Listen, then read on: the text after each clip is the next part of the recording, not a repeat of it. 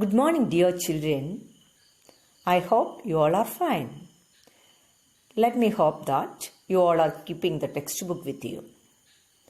In the last class, we have discussed about the Second World War, the emergence of power blocks such as socialist bloc and capitalist bloc, then bipolar world, military pacts during Cold War like that. Now, we can discuss a new topic. Here the picture you can identify the architects of the new organization. Okay, let us see who are the architects of this organization. First of all, we could identify our first Prime Minister, Jawaharlal Nehru. So we can proud. Then, Gamal Abdel Nasser of Egypt, Marshal Tito of Yugoslavia, Ahmad Sukarno of Indonesia. So these leaders from different countries formed a new organization called Non-Aligned Movement. So today we can discuss about the alternative to power bloc or alternative to bipolar bloc, which is called Non-Aligned Movement. Let us see the circumstances that led to the formation of non-aligned movement. Before that, we have to recall what is meant by Cold War. Already we studied the enmity based on ideological conflict and diplomatic confrontations between socialist bloc and capitalist bloc is called Cold War. So, because of this Cold War, really, some of the Asian African countries and some European powers also decided not to join any of the power bloc. That really led to the formation of a new organization. So we can say non-alignment movement is formed as an alternative or substitute to capitalism and socialism. After the Second World War, newly independent states or countries in Asia, Africa and Latin America, they formed the non-aligned movement. They realized or understood that the Cold War was another phase of imperialism and it would threaten the world peace. The Asian African countries understood or realized that Cold War is another phase of imperialism. It would create much danger to the world. So as a substitute to this bipolar world or these military pacts, these countries formed a new organization called Non-Aligned Movement. The newly independent countries understood that race of the superpowers for weapons and stronger military force would pose harm to them. The attempt for collecting more and more weapons really will create much harm to them or society. They realized or understood that only a world without war, world sans war, the textbook term is world sans war, sans meaning without war, and conflict could advance or accelerate economic and social development. They realized that only a world sans war, world without war and conflicts, accelerate or advance economic and social development. So, the non-aligned countries or the newly liberated nations decided not to join any of the bloc and formed the non-aligned movement. The idea of non-aligned movement was mooted or originate at a meeting held Bandung in Indonesia in 1955. Idea was first originated in 1955 at Bandung Conference. The first conference of non-allied nations was held in Belgrade in 1961. Then we could see, according to Nehru, the first Prime Minister, what is his opinion about the non-aligned movement. Non-alignment doesn't mean to keep aloof from world affairs. That means Non-aligned is not a departure from the world affairs, not to separate themselves from the world affairs. Then, it is to face many issues we confront. Or in other words, it is an active involvement in many of the problems facing the world. So, non-alignment is not keeping aloof ourselves, but is the active participation in the world affairs. That was the opinion of Nehru about non-alignment. So, now let us see a new topic under the heading West Asia. I know you all are able to identify this great personality and his famous quote also there. We can read it. I come bearing an olive branch in one hand and the freedom fighter's gun in the other. Do not let the olive branch fall from my hand. You all know olive branch is the symbol of peace. Where did he deliver this?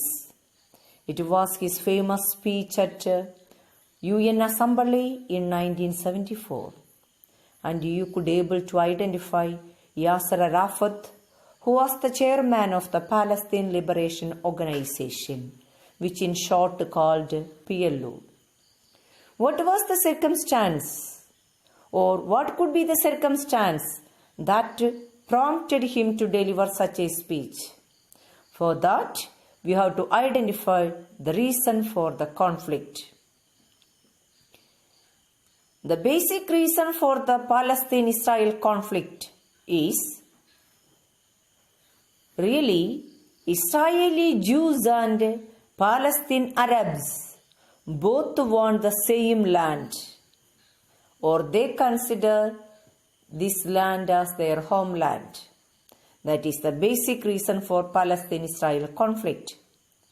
The origin to the conflict can be traced back to the Jewish immigration and sectarian conflict in mandatory Palestine between Jews and Arabs. It has been referred to as the world's most intractable conflict. As we know, according to the belief of the Jewish people, it is the Holy Land promised to them by Yahweh. At the same time, Arabs also consider it as their own homeland.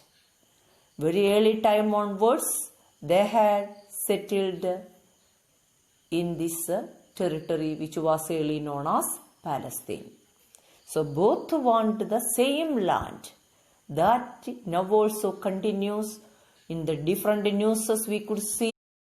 We can see the circumstances that led to this conflict, or how did the imperialist interests cause the unrest in West Asia.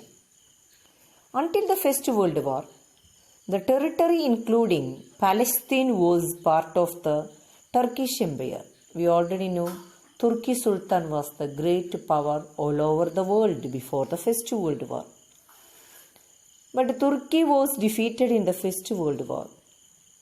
So Britain took over the region what was under the control of Turkish Empire. Here we could see the Palestine came under the control of Britain. We already seen Hitler and Nazism.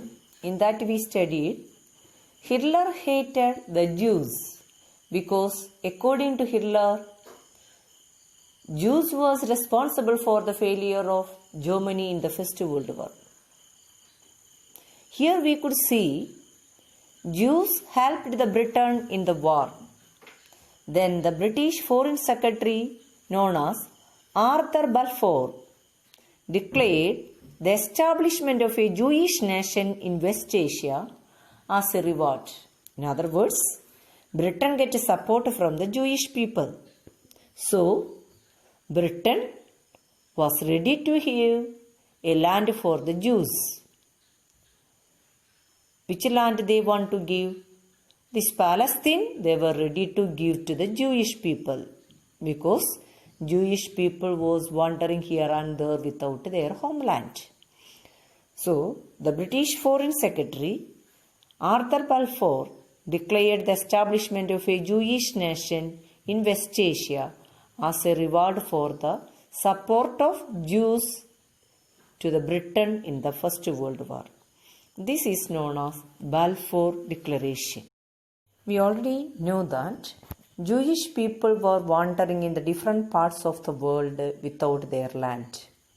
So a new movement called Zionism was originated, or Zionism is an international movement with an objective of the establishment of homeland for the Jews. Zionism, which was an international movement to establish a Jewish state. Idea of establishing a Jewish homeland was first mooted or raised by the writer Theodor Herzl. He proposed his idea of Jewish homeland in his book, The Jewish State. We have seen the establishment of Zionism, and we have already seen the assault and cruelty of the Hitler towards the Jewish people. After the Second World War,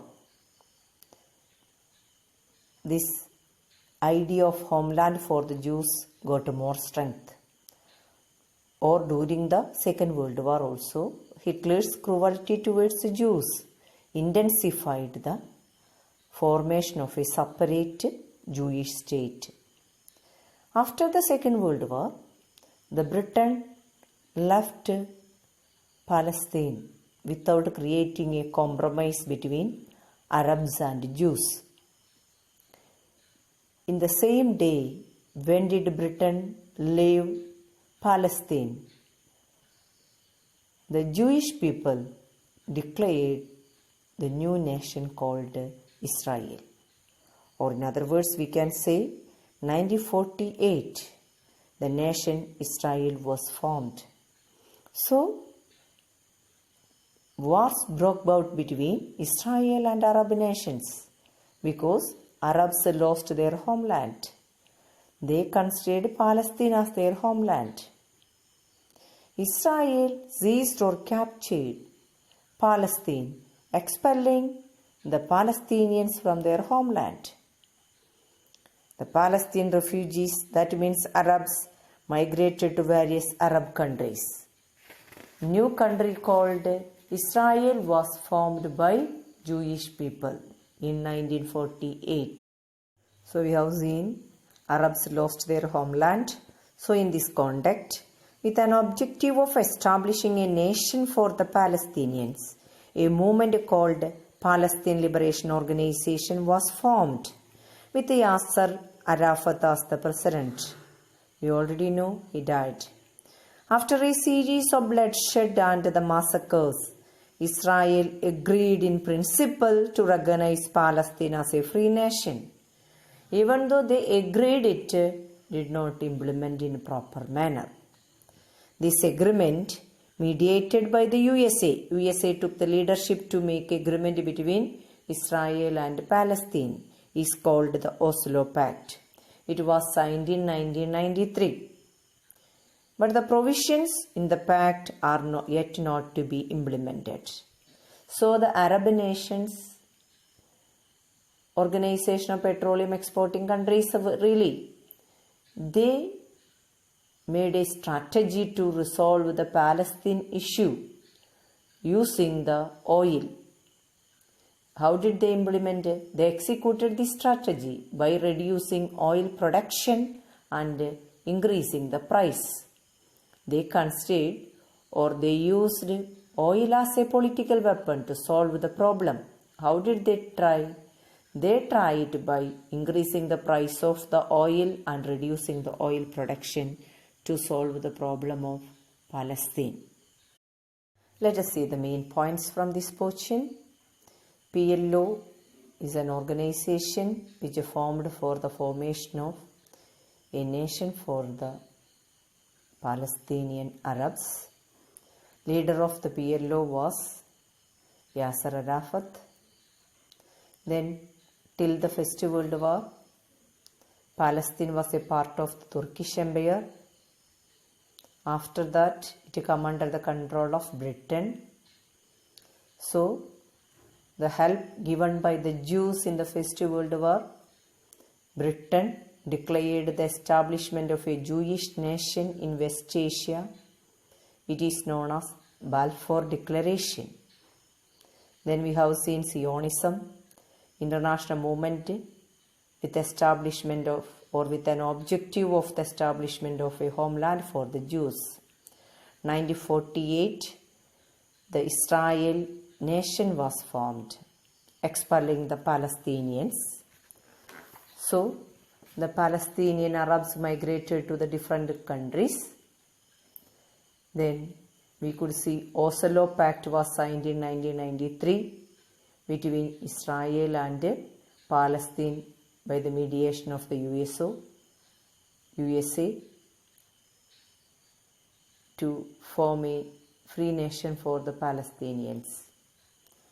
So, but we know now also the problem is continuing. You are supposed to prepare a timeline related with the Palestine-Israel conflict. All should study the portions very well. Thank you.